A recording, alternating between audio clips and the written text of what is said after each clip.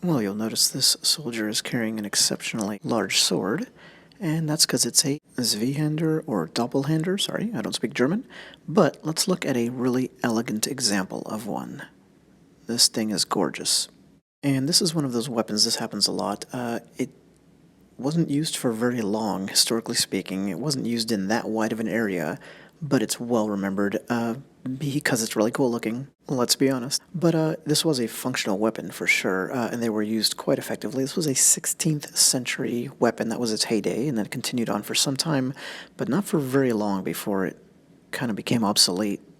What's so interesting about them, besides just the badass look, is that they're so specialized. This is kind of a sword in form, polearm in function. So this is long enough to be used at polearm length, but the motion and the physics behind it are going to be pretty different, because if you think about like a halberd or anything like that, they're very top-heavy. A spear or anything like that is going to essentially be well-balanced. This item here, however, is bottom-heavy, and try to think of a pole arm length weapon besides this one that has that dynamic at play. The other thing is you hold it at the bottom, or very much towards the bottom, where you have hand protection. So try to combine all those elements, and you'll have a lot of trouble thinking of an analogous tool.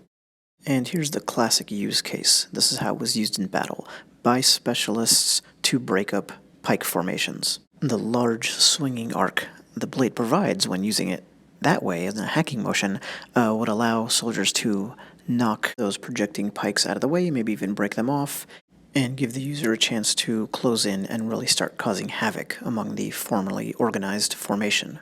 So this was very much a shock troop weapon. But as you can see here with this elegant example, it could also be a showpiece. And that was part of their transition from a mercenary favored, very workmanlike implement to a prestige object used in parades and by guards. So here is the classic guard, using that word another way, on these swords, and it was the large double ring. So a lot of fine detail on this one here, but it also looks like it, didn't just sit on a wall. And here are the pairing hooks, so-called. So this allowed a user, in theory, to place one of their hands past the guard to get better leverage while still providing some hand protection.